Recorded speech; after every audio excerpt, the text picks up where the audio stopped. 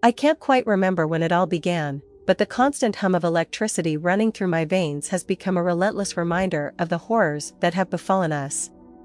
We were once human, but the government's relentless and twisted experiments have turned us into something inhuman, something closer to machines. As I huddle in the dimly lit corner of our hideout, I can still feel the remnants of my humanity slipping away. The room is filled with the desperate whispers of others who share my plight, their fear and despair palpable in the air. We are a group of victims, all escaping from the top-secret government facility, a place where they transformed us into abominable amalgamations of flesh and metal. My mind races as I recall the torturous experiments that led to this nightmare. At first, they told us we were volunteers, that we were contributing to a better future for humanity. They never mentioned the price we would pay.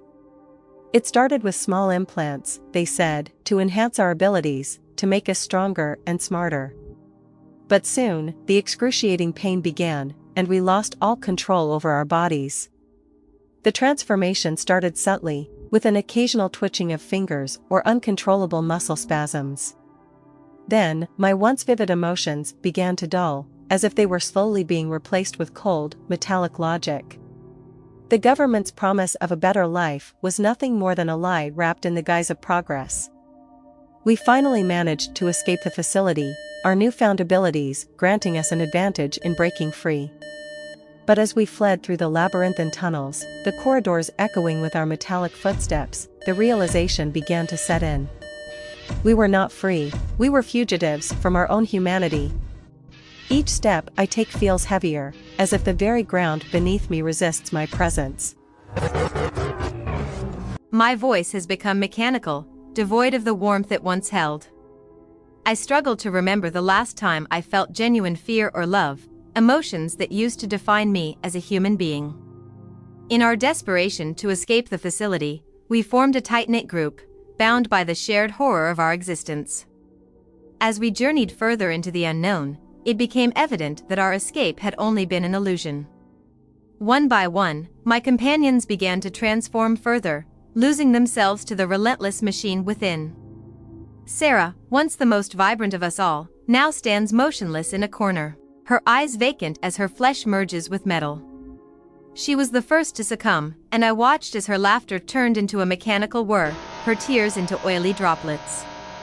I see myself reflected in her, in the soulless eyes that once held life.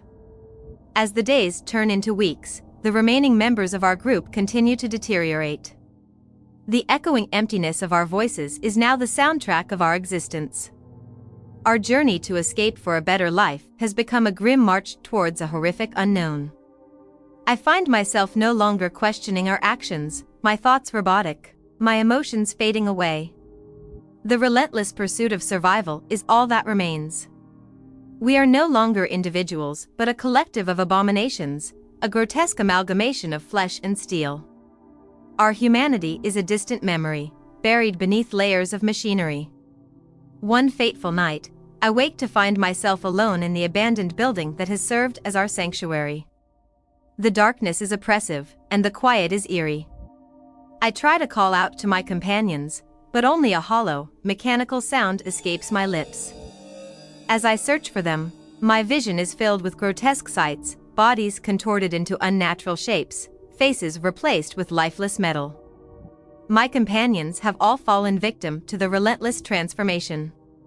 I am the last one standing, or perhaps I should say, the last one malfunctioning. The terror I feel now is no longer human, but a cold, calculated response to the realization that there is no escape from this fate. I am alone, the last of my kind, and it is in this moment that I understand the true horror of my existence.